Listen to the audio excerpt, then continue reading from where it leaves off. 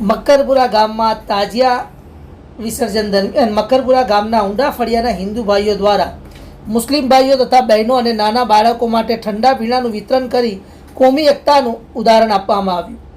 ઠંડા પીણામાં જીરા soda, Frooti અને ઠંડા પાણીની બોટલોનું વિતરણ કરવામાં આવ્યું. સાથે ગુલાબના ફૂલો દ્વારા તાજિયાનું પણ સ્વાગત કરવામાં આવ્યું. આમ તમામ મક્કરપુરા ગામના લોકો એક થઈ તાજિયા મોહરમ પર્વ શાંતિ રીતે પૂર્ણ થાય અને મુસ્લિમ ભાઈઓ સાથે ખભે ખભો મિલાવી હિન્દુ મુસ્લિમ કોમી એકતાનું ઉત્તમ ઉદાહરણ આપવામાં આવ્યું હતું.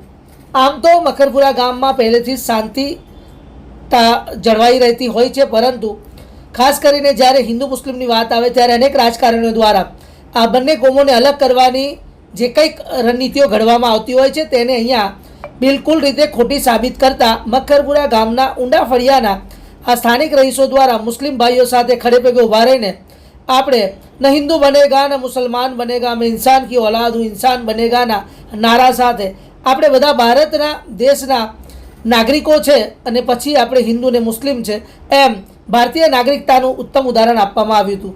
અને ખાસ કરીને વાત કરવામાં આવે તાજિયાની, તો તાજિયા એક એવો પર્વ છે જે બલિદાન અને શહીદીનું આ પર્વ છે, જે ખાસ કરીને 10મી મોહરમ જેને આસુકા તરીકે ઓળખવામાં આવે છે અને તેનું બહુ ખૂબ જ વિશેષ મહત્ત્વ છે. આ ઇતિહાસ કરબલાની ભૂમિ પર ઇમામ હુસેનની સત્ય, ન્યાય અને માનવતા માટે તેમનો પરિવાર સાથીદારો વચ્ચે ખાસ કરીને બલિદાન આપ્યું હતું. તેમની આ શહાદત આજે પણ અન્યાય સામે અડગ રહેવાનો સંદેશ આપે છે. મોહરમ દરમિયાન બનાવવામાં આવતા તાજિયા કરબલામાં આવેલી ઇમામ હુસેનની કબરના પ્રતિકરૂપ માનવામાં આવે છે. વિવિધ સ્થળોએ સુંદર તાજિયાનું નિર્માણ કરવામાં આવે છે અને ધાર્મિક શ્રદ્ધા અને તેના જુલુસ કાઢવામાં આવે છે. આ પ્રસંગે મજલિસ, નોહા, મરસિયા, સબીલ દ્વારા પાણી અને શરબતનું વિતરણ તેમજ દાન પુણ્ય જેવા ધાર્મિક કાર્યક્રમોનું આયોજન કરવામાં આવે છે. ખાસ કરીને મોહરમનો મુખ્ય સંદેશ છે સત્ય, ન્યાય, ત્યાગ, ધીરજ અને માનવતા માટે હંમેશા અડગ રહેવું. તો આ તાજિયા માટેનો વિશેષ અહેવાલ હતો. અને હિન્દુ મુસ્લિમ જે કોમી એકતાની વાત અહીંયા મક્કરપુરા ગામમાં આપ સૌ આ કેમેરાના દ્રશ્યોમાં જે નિહાળી છે અત્યંત સુંદર છે.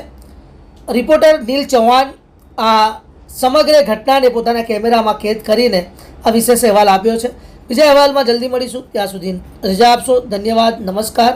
અમારી ચેનલ સાથે આવા નવા સમાચારોની અપડેટ માટે જોડાઈને રહો. અમારી ચેનલને લાઇક કરો, શેર કરો, સબસ્ક્રાઈબ કરો. ફેસબુક અને ઇન્સ્ટાગ્રામને ફોલો કરો. ધન્યવાદ.